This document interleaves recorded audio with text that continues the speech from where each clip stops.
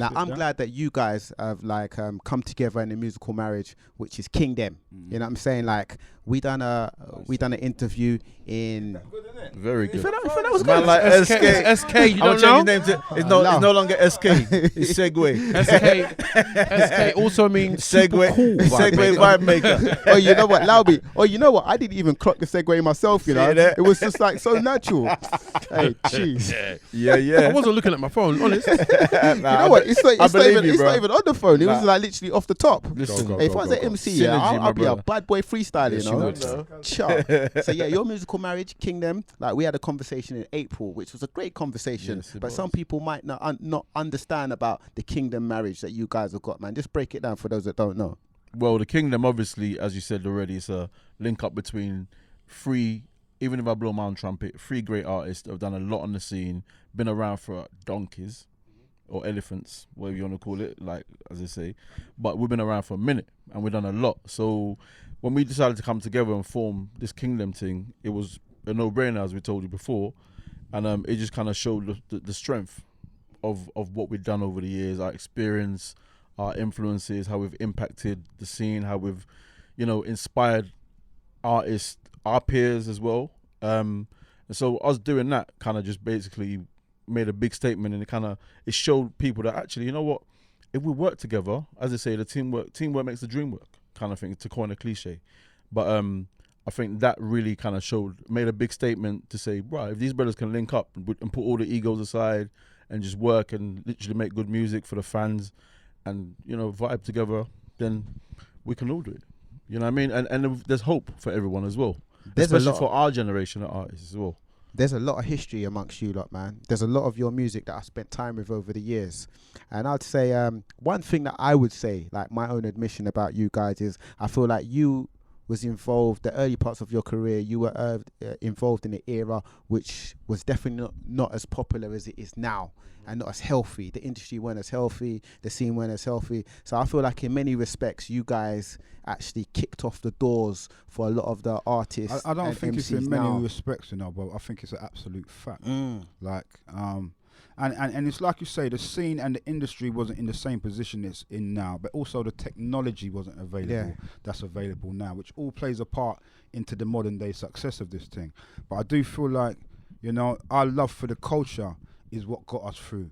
Our love for the music is what got us through. So were you aware of that role that you were playing though? Because at that time, you were definitely thoroughbred MCs and artists. You had respect, but you definitely didn't get like sort of the plaudits that a lot of your contemporaries now are getting. Back then, those plaudits just didn't exist. It wasn't like we were seeing it and thinking we deserve that too. We were kicking open doors and setting trends. So like I don't sit here feeling like, well, I deserve what this kid who came out last year deserves. I existed in a different window, and I recognise the role that we played in helping get this generation to where they are, and I'm grateful for that. Like I feel like, that's job done, isn't it? Like we done all right. Like we helped set this thing up well, and these young kids are eating, and they're really like making a mark out here in this industry. And a big part of why they're able to do that is because we were brave enough to do what we were doing back then. Like I don't hold no grudges against the new generation. And none. also, just to add to that, Rodney, I was going to say I think the ground shifted as well a little bit with regards to like nowadays everyone supports their own homegrown thing wherever you go, all around the world. I mean, I don't just mean UK. Like UK, we always had support. That's one thing we did have. We had a scene. It was small. However, now all the kids, all the young people, all the grown-ups, they want to hear UK music. We can go anywhere now, and you ain't got to play American music. You know what I'm trying to say to you? And you can go to anywhere in Europe, and they're playing their own local music. You can go to Turkey, they're playing Turkish hip-hop. Go to Albania, they got Albanian hits and Albanian stars. Go to Kenya. They don't want, what I'm trying to say? So that's what happened with regards to UK. So everybody then embraced what was going on over here, as opposed to looking over that side as well. Can I just add that? To add to what Tony and Rodney is saying, is in regards to young people now knowing or feeling passionate about UK music, we single-handedly were involved in the groundwork to make people know that was possibilities. Just like children now have iPads, they're never going to know what it's like to have a ZX Spectrum. They're never going to have to worry about that.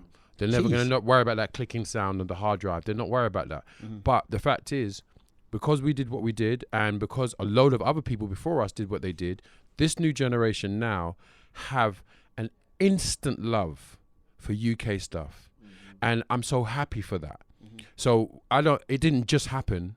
It happened because all of the levels were shut out to the point that UK people now are growing up with a fanaticism about their own. And that is our legacy. You've come through, you've seen a lot of eras, man. You've seen the emergence of gangster rap, political rap. You've seen the emergence of, you know, the UK rap scene. You've seen the emergence of grime. There's drill at the moment. Do you know what I'm saying? Do you see many parallels? Because all of those mentioned, there was definitely a sharing of an aggressive approach. You know what I'm saying? Definitely different eras. We're living in different, you know, times. Do you see many parallels? So, you know, I was actually thinking about that just the other day. I was listening to Mobb Deep's album, as Ty will testify, in my car. And it got me thinking, like, in this day and age, what would Mobb Deep be classed as? Would it be classed as drill? Was that gangster rap? What was it? No, Do you know what I'm trying to say to you? I Like, had the same conversation. and the reason I say that is because all our music was always aggressive. Even parts of your music was aggressive. And we if not a lot of it. tried to act like the youths are doing something that we You never get what I'm did. trying to say to you? Like, Like, we didn't like gangster rap and murdering and holy for exactly. killing and selling Like, drugs come in the on. music. Like, we did all that, right. like you said. So for me, I'm like, it's just an extension of what's been happening anyway. Like Ty said, they've sort of had a legacy of all that stuff before them, and so it's even easier for us to be more acceptable of it. And you Do know you know what I'm what? trying to say? And we Like- have to give the young people room to go on their journey and grow. Yep. Like most of us, like London Posse days, if you listen to Come on. early London Posse records, which was the group I was in, we put out our first record in 1987. Jeez. It's about girls and road and drugs Yep. and not in robbing.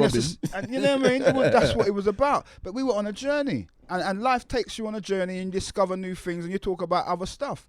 And these young people are in that same window. Like, Dave isn't as road as some of these drillers and trappers, but he had to get to a place where he was able to be that. He had to understand who he was and what he wanted to express. And not just Dave. I mean, there's a bag of MCs and artists who are doing stuff that offers a lot more than just drilling and trapping and chefing and quiffing and all of this stuff. But a lot of the time, us as elders, we disregard that without even listening to it. We just assume that these young people are not being creative enough because they're not being like us. But actually, you have to give them room in their window of time to do their thing. Absolutely. Like, the creativity is absolutely there. We may not always recognize it in the same way that we did it, but you got to give the youth them room to do their thing. Absolutely. So, oftentimes, us as elders, we stand in the middle. I know, same for my man them. Oftentimes, I talk to young people and say, you can do more. But oftentimes, I talk to the elders and say, you need to give the youth them room to do their thing. It's a conversation that goes both ways. You know what I mean? There's like, yeah. Sometimes us old boys are a bit too stuck in our ways. Real talk. Are you listening to much of the new stuff that's coming out at the moment? Definitely. I could, you know, like I'm always saying to, especially Ty, maybe like, you know, this person, or I listen to everything really and truly. That's because I have a lot of young people around me anyway, and plus, I go on Spotify. You know what I'm trying to say? Like, I hear your Young Teflons and your Blade Browns and your Snap Capones. Yeah, and, man, bags and boxes You know for what I mean? bin banging that. you know what I'm saying? Like, Rims just came out, or you know what I'm trying to say? Like, all these artists are out there, so I know I give everyone a chance and listen to them. I tell to you, an kinda artist see- I just heard the other day. Yeah. You know, it's, it's my nephew introduced me to this artist named Mitch. Yeah. Mitch. That youth that can rap stuff. Money Mitch too and that. Yeah. That youth that can rap for real. Like, I'm feeling him right now. That's Straight up. Yeah, man, definitely. To the point. You know what I mean? He gets to the point. Yeah, absolutely, my man. And he's got flows as well. He's got bars and content. Of course. And that's always been my thing. I'm not going to pretend like I like all of this new stuff. I do find there's a lot of crap rapping right now. But there was a lot of crap rapping when we came. Exactly what I was out. going to say. Like, we like to act like it was all good. Actually, there was a lot of shit I There was hated dead back in stuff. the day. Yeah. And it's the same now. You know what I mean? So you have to find your levels, find what you like, and get in where you fit in. I think the difference is a lot of things are on record now and are shared, and you can easily find it. Even it was a challenge for me. I know that, like, I've got some of your early work, either of you lot, on vinyl. If you try and get it now, it's very difficult. Some of it I don't even think is digitized. That's true. So it makes me lead to another conversation, which I think that we spoke about before, about the the lack of UK historians, and I don't know why there isn't more. I don't know why there ain't many of them that exist. I'm saying the same thing. Hear what I'm saying? Cause I had this conversation recently. You see, in the UK, a lot of the men them are considered to be the gatekeepers. I also consider them to be pussyholes and liars. Jeez. Fact. Yeah, I'm not gonna call no names, but man, them know I have an opinion on a lot of these man. But too much of the elders within the industry and who are supposed to be gatekeepers, who are supposed to educate the youths about what came before, are too busy chasing the youths as little pussyholes. That's what I personally think. Why is that though? Because they're pussyholes. No, but that is why. That is the whole reason. Can we just celebrate? Can we just celebrate the moment we're having right now with what Rodney's saying? Because I fully back that. I'm telling you, a lot of them man, they're like instead of. Where does that mind state come from then? Because it's not one or two. Yeah, Survival. Survival. And it comes from the same. It comes from the same mindset that in the 60s or the 50s would have Cilla Black performing certain things and only push Cilla Black, knowing that, you know, Diana Ross exists. Yeah, it's the same mindset. Mm-hmm. It's the same mindset. And it's a thing where when you think about across all the different genres of music, yeah, if you're a rock fan, you still hold up the Rolling Stones and the Beatles and Van Halen and Eddie Cochran as your timeline, and you recognize the timeline and you know how you got here. You know, if you do it in jazz, it's the same. If you do it in classical music, it's the same. But even in reggae music, it's the same. They respect the elders. But you see in this hip hop thing, and not even in this hip hop thing, in this UK hip hop thing, the man that would be considered to be the gatekeepers who are supposed to do that and supposed to hand down that legacy are pussyos and chase the youths rather than try to raise the youths. They chase them. They chase them. So there's certain DJs who. Listen, I've known certain of them man there since I was 16, 17 years old. And I know that they replenish their cycle. You reach 22, 23, 24, you become too old. And they go back to a new set of youths. And then they start chasing what them youths are on. I know, you know what, SK? I know you know it. I know you know it, and I know you've bear witness to it yourself. You may not talk about it in the way I talk about it, but I don't give a fuck about them boy there, because I'm a grown-up, and none of them man they can't tell me nothing. But I'm not going to be too scandalous and name Tom, Dick and Harry, but it is Tom, Dick and Blood Clot Harry that needs exposing. Real talk. Real talk. That's how I feel about it, bruv. Them man that ain't doing their job as gatekeepers of the culture. All they're doing is chasing their careers to make sure that they individually can stay relevant. And that leads us straight back to what you started off with, which was about giving people flowers while they're still alive. Because them same people he's referring to are the same people that will be like, nah, them man ain't relevant no more. Them man ain't relevant no more. You see what I'm trying to say to you? So then they don't give you any more credit again. It's almost like they didn't exist. And that's why our music, in a way, or our history of our music, dies over the years.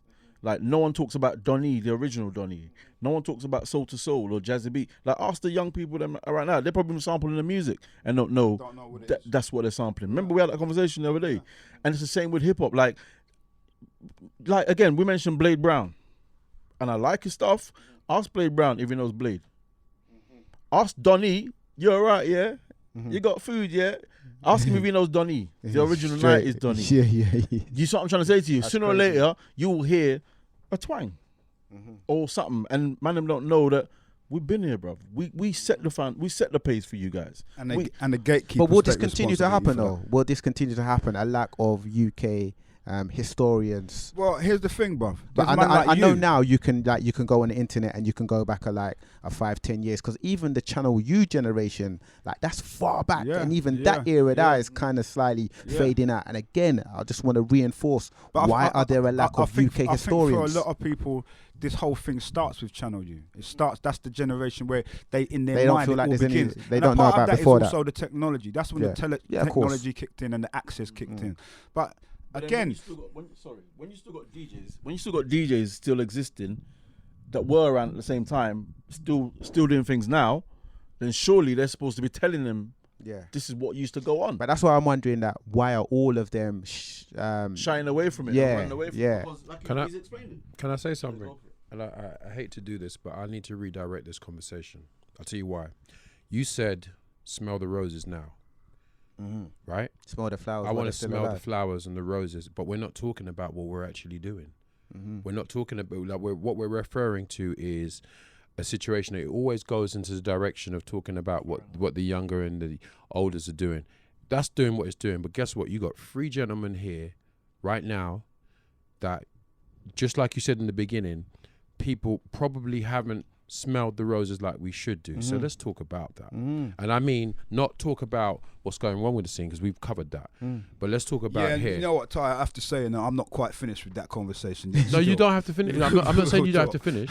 I'm not saying you have to finish. I'm just saying to you that at some point, I don't want this conversation to go in a different direction, and we don't cover actually what we've done. Yeah, you've done. Of course. Because I want to smell those roses. Even today, yeah, I want you lot to smell the roses as well. Because even when I was coming here today, and it's a thing that I think about often. I know either of you lot, if anything happens to you lot, like someone's ill or someone disappears or whatever, people are going to be posting about either one of you lot. Oh, Rodney this and Blak Twang this and Ty this. I'm wondering why you guys can't hear this while you're here now, healthy.